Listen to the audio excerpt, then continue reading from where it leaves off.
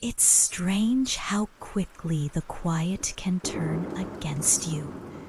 When I first came to the cabin, I thought the silence would be good for me, like medicine for my frayed nerves.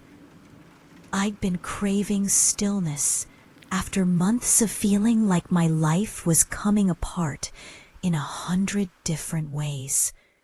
Work had turned into an endless treadmill. My relationship had rotted into something bitter, and every conversation with friends felt like acting. I was tired of my phone buzzing with things I didn't want to deal with. I wanted a week where I could disappear. No calls, no emails, no expectations. Just me and the woods. The cabin was at the end of a long dirt road, past the last sign of town. When I first pulled in, the sun was setting, pouring gold light over the clearing. The cabin looked old but sturdy, the wood dark with age. A porch wrapped around the front, and a crooked light fixture hung over the door, flickering slightly even in daylight. Inside, it smelled faintly of pine and something damp, like rain-soaked leaves that never quite dried. The furniture was simple: a small couch, a table for two, a narrow bed in the bedroom. I told myself it was perfect. The first day passed quietly. I unpacked my bag, set my phone on the counter, and noticed with satisfaction that it had no signal at all. I cooked a small meal, then sat outside on the porch until the air turned cold enough to chase me in. The forest was noisy in a comforting way, full of chirping, buzzing, and rustling. I fell asleep easily that first night. The second night was when I saw it. I was sitting in the living room, the lamp turned low, sipping tea by the window. The moon was bright enough to light up the clearing and cast long shadows on the grass. The tree line stood like a wall just beyond. That's when I saw a figure.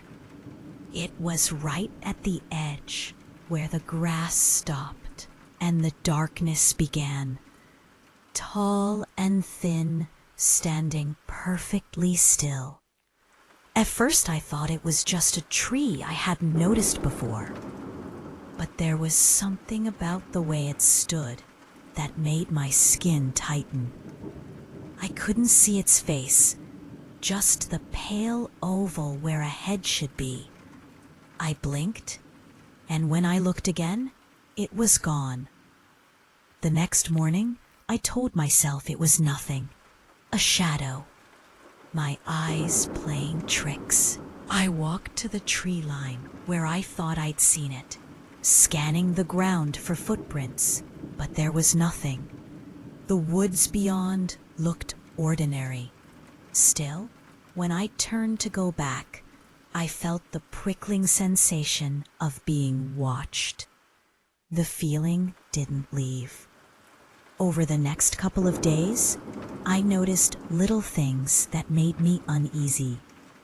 Once, I found the porch light on when I knew I'd turned it off. Another time, I thought I saw movement in the corner of my eye while I was chopping wood. But when I turned, it was just the trees swaying in the wind. On the fourth night, I heard it. Footsteps outside. They were slow, deliberate, spaced too far apart to be an animal. A crunch of dry leaves, then silence. Another crunch. I sat frozen on the couch, the lamp off, holding my breath. I didn't go to the window. I didn't want to see.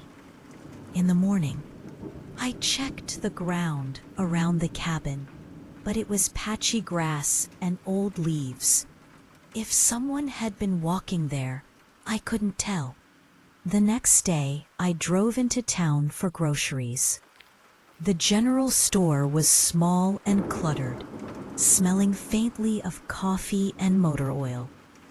The man at the counter was older, with a weathered face and sharp blue eyes.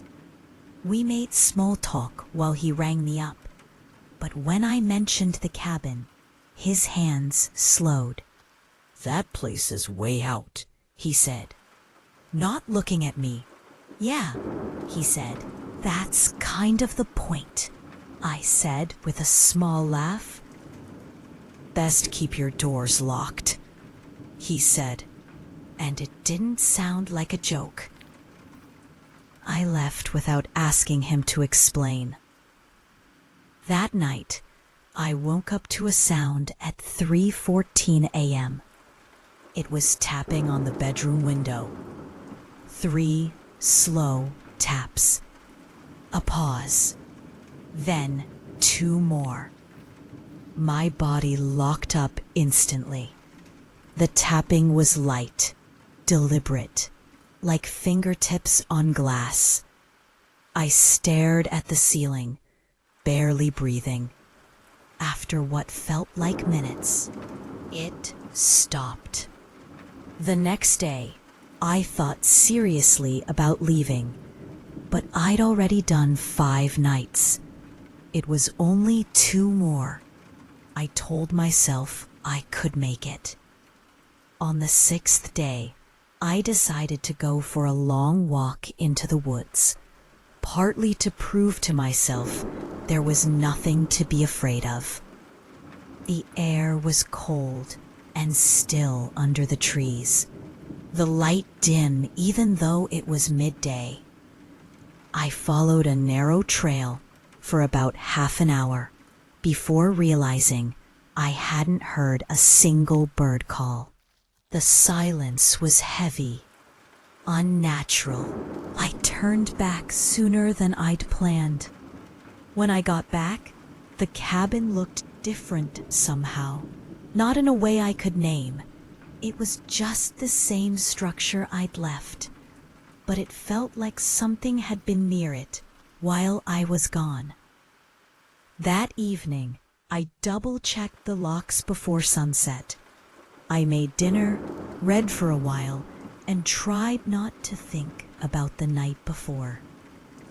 But the final night was worse than anything. It started around midnight with the sound of footsteps circling the cabin. I killed the light and sat in the dark, listening. The steps were slow, steady, crunching over leaves and twigs. They paused at the front porch. The boards creaked under the weight.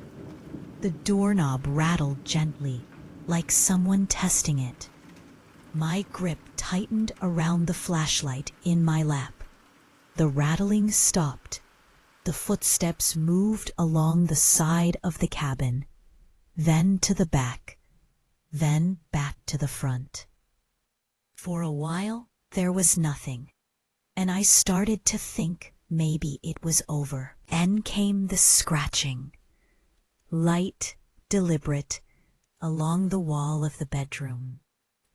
It moved from one side of the window to the other, then tapping. I couldn't stop myself from looking this time. I moved slowly to the bedroom doorway and peered toward the window. Something was standing just beyond the glass. The moonlight caught the pale oval of its face, but there were no features, just smooth skin and two dark hollows where eyes should have been.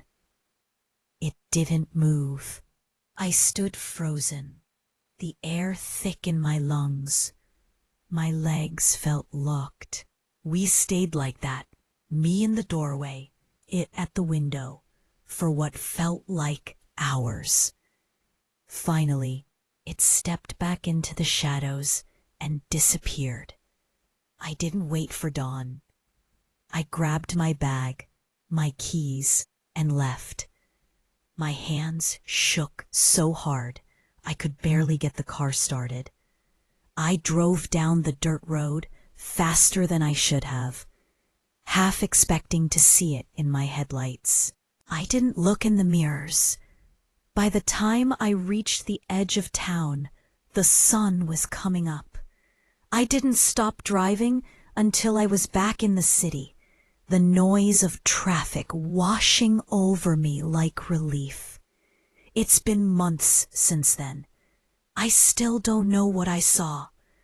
I still wake sometimes in the middle of the night with the feeling that someone is just outside the window. I tell myself it's my imagination, but I keep the curtains closed now.